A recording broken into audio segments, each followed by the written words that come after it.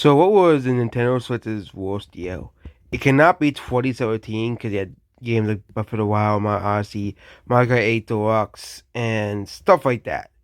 You did have some lame games like Arms and 1-2 Switch and Snipper Clips, but again, people actually do like those games. So unfortunately, you know, putting at 2018, you had Smash Bros. And new Mario Party, where they finally returned back to the formula of the old games. But 2018 was kind of a meh year. 2019 you had Mario Maker 2, you had Yoshi, a new Yoshi, Mario U Deluxe. 2019 wasn't a very great year. You had the worst Pokemon games ever, Pokemon Sword and Shield.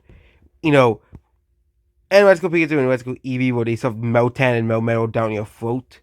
Sword Shield, where they basically, betrayed the whole fan base. But you also had games like Luigi's Mansion 3, Mario Maker 2, and Fire Emblem Free Houses, and Yoshi's Crafted World. 2020, you had New Horizons and the new Paper Mario game, new Mystery Dungeon. But 2020 was kind of a void of releases. Okay, you also had a bunch of indie games, but we're not considering indie games in a part of this. Okay, you know, so overall, 2020 was an okay year.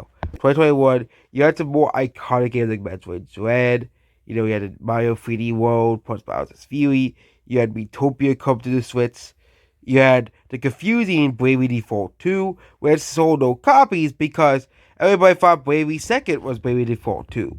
We had a new Mario Party game, a new Mario Golf, but it was kind of like 2019. 2022, you had some big games, but 2022, yeah, stuff like Nintendo Switch Sports, Pokemon Scarlet Violet release. Nintendo kind of dropping the ball. 2023 looks like to be a good year for Nintendo.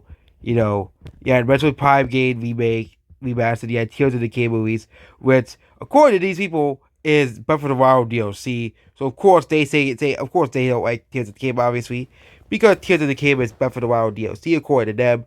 Super Mario Bros. Wonder is coming out this year. Mario RPG is getting a remake. So Kirby, until the Dream Land game got a remake this year. Fight Emblem Games release, which is the only real. And of course, I almost forgot that Everybody Wants to Switch exists. But 2023 is definitely not the worst year in the Switch. Same year 2017. Okay. 2018, because of Smash Bros. Ultimate, is not the worst year either. So it's down between 2022, 2020, and 2019.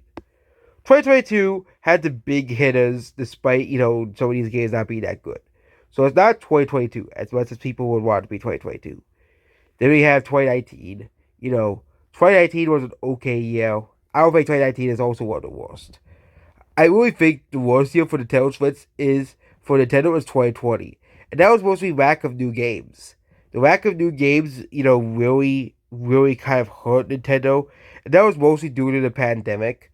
I think the pandemic also hurt 2021's lineup and even 2022's lineup to a certain extent as well. Okay, we still got Animal Crossing released, but that game was basically finished by the time the pandemic came around. By the time, it really got bad. So, other than that, 2020 was an awful year for Nintendo, mostly due to the pandemic. So Nintendo just had to scrounge up a bunch of releases and it's full out now. So yeah, that's about this video here. Goodbye.